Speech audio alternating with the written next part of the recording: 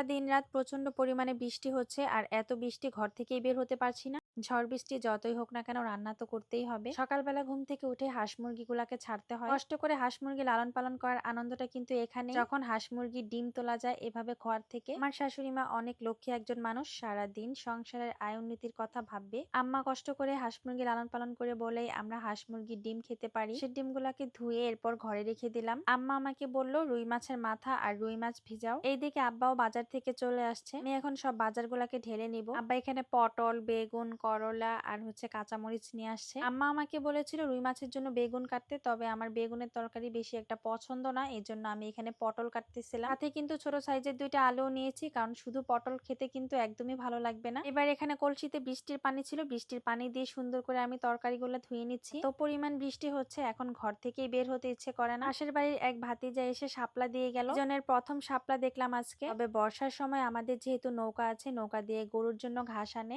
প্রায় আব্বা শাপলা তারপর কলমি শাক নিয়ে আসবে। এই শাপলা কিন্তু আমাদের খাওয়া হয়নি, শাপলা দিয়েছি ননদের বাসায়। আম্মা যেন কোথায় গিয়েছিল, তো বৃষ্টিতে ভিজে বাড়িতে এসেছে আর ওইখান থেকে আম কিনে নিয়ে আসছে। এরপর আমাকে আম দিল। পরে ননদের শাশুড়ি আসছে আমাদের বাড়িতে। তো কালকে আমরা ছোটখাটো একটা অ্যাক্সিডেন্ট করেছিলাম, এই জন্য আমাদেরকে দেখতে আসছে। আমি তো বলেছিলাম মাওই আমাকে রুটি কলা নিয়ে দেখতে আসেন। একটু পরে দেখি মাওই ঠিকই চলে আসছে। আমি তো মজা করে বলেছিলাম। ছিল তক্তি বিস্কুট, রুটি, কলা এবং আলুর সেউই বলি আমরা বিক্রমপুরের ভাষায়।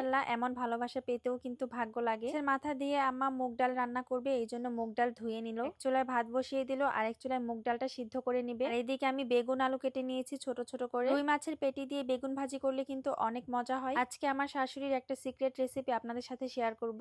মাছ রান্নার মধ্যে ব্যবহার করলে অনেক মজা হয়, মাছের স্বাদটা 2 গুণ বেড়ে যায়। থেমে আবার রোদ উঠেছে, রোদের তাপমাত্রাটা এত বেশি ছিল। কড়াইতে তেল দিয়ে আম্মা পেঁয়াজ কুচি দিয়ে দিল, আর এইদিকে ভাতটাও কিন্তু বলক চলে আসছে। পেঁয়াজটা ভাজা হয়ে গেলে এখানে আদা রসুন বাটা দিয়ে দিল। আম্মার হাতের রান্নাগুলো আপনারা বরাবরই বেশ পছন্দ করেন, তাই প্রতিদিন চেষ্টা করি রান্নার ভিডিও দেওয়ার। পর আম্মা দিয়ে দিল হলুদের গুঁড়া, মরিচের গুঁড়া, লবণ। ভালোভাবে কষিয়ে নিয়ে এবার আম্মা কেটে রাখা পটল আর আলু দিয়ে দিলেন। পটলের তরকারিটা আমার খেতে ভালোই লাগে, ভাজাও ভালো লাগে, তবে অনেকেই পটল পছন্দ করেন না, আমার কাছে ভালোই লাগে। ভাত রান্না হয়ে গেছে, এখন এই চুলা খালি হয়েছে। তো এই চুলার মধ্যে আম্মা প্রথমেই মাছের মশলাটা বানিয়ে নিবে। আসলে আমরা বিক্রমপুরের ভাষায় এটাকে ছাক বাটা বলি। পেঁয়াজ রসুন কুচি দিয়ে দেওয়া হলো তেলের মধ্যে। বেশ কিছুক্ষণ সময় নিয়ে পটল আর আলু কষিয়ে এবার আম্মা পানি দিয়ে দিল ঝোলের জন্য। পটলের তরকারিতে কিন্তু ঝোল বেশি খেতে একদমই ভালো লাগে না। পেঁয়াজ রসুনটা ভাজা হওয়ার পর এখন এখানে 2টা তেজপাতা দিয়ে দিল। মশলাটা কিন্তু মাছের জন্য, মাংসের জন্য বানালে এখানে দারচিনি, এলাচ ব্যবহার করবে, সেম পদ্ধতি। এরপর এখানে দেওয়া হলো কিছু চাল ভাজা হয়ে গেলে সবশেষে জিরা দেওয়া হলো। এরকম লাল লাল হয়ে গেলে কিন্তু এটাকে নামিয়ে নিতে হবে, বেশি পোড়ানো যাবে না, তাহলে কিন্তু তিতা হয়ে যাবে। এই তো ছাক বাটা রেডি। আমাদের বিক্রমপুরে কিন্তু যুগ যুগ ধরেই এই ছাক বাটার প্রচলন রয়েছে। কি আপনারা এইভাবে ছাক বাটা দিয়ে তরকারি খান? কমেন্ট করে জানাবেন। এইদিকে আমার মাছগুলোকে সুন্দর করে ভেজে নিচ্ছিল। মাছের সাইজটা কিন্তু আমরা ইচ্ছে করেই ছোট করেছিলাম, কারণ মাছটা অনেক বড় ছিল,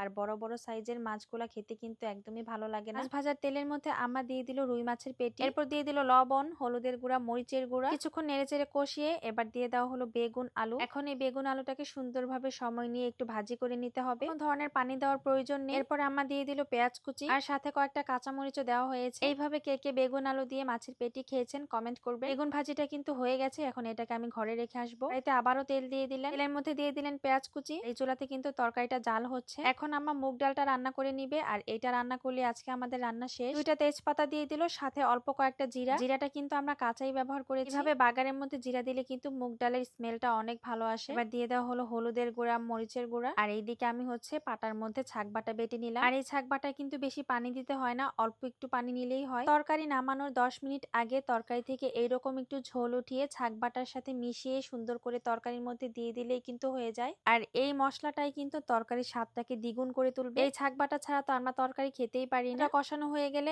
আগে থেকে সিদ্ধ করে রাখা মুগ ডাল দিয়ে দিল। এবার এক চুলায় ডাল হচ্ছে আর এক চুলায় তরকারি হচ্ছে। এটা চুলায় রান্না হয় আমাদের, তাই খুবই অল্প সময়ের মধ্যে রান্না কমপ্লিট হয়ে যায়। মাছের তরকারিটা এখন আম্মা নামিয়ে নিবে, আর এইদিকে ডালের মধ্যে আম্মা পানি দিয়ে দিয়েছে, এটা নামিয়ে নিল। এখন এটাকে আমি ঘরে রেখে আসবো। মাশাআল্লাহ, দেখেন তরকারির কালারটা কত সুন্দর হয়েছে, এটা দেখেই বোঝা যাচ্ছে খেতে যে কতটা মজা মজার হবে। কি যে শাক বাটাগুলো রয়েছে এগুলাকে সুন্দর করে এখন নরমালে রেখে দিব। মুগ ডাল রান্না হয়ে গেলে মুগ ডালটাকেও নামিয়ে নিল। তখন এত পরিমাণে অন্ধকার হয়ে গেছে মনে হচ্ছিল আবারও বৃষ্টি নামবে। আর এই প্রচন্ড বৃষ্টিতে বাংলাদেশের অনেক অঞ্চলেই কিন্তু প্রচন্ড বন্যা হচ্ছে। মানুষের যে কত কষ্ট কত দুর্ভোগ পোহাতে হচ্ছে, আল্লাহ সবাইকে রক্ষা করুক। দুপুরবেলায় আম্মা সবাইকে ভাত বেড়ে দিচ্ছিল। মাছের পেটি দিয়ে বেগুন ভাজি করেছিল, এইটা দিয়ে আমার আজকে ভাত খাওয়া হয়ে গেছে। এত মজা ছিল। সবাই মিলে একসাথে বসে আমরা দুপুরের খাবারটা শেষ করলাম। আজকের ভিডিওটা এই পর্যন্তই। সবাই ভালো থাকুন, সুস্থ থাকুন, আল্লাহ হাফেজ।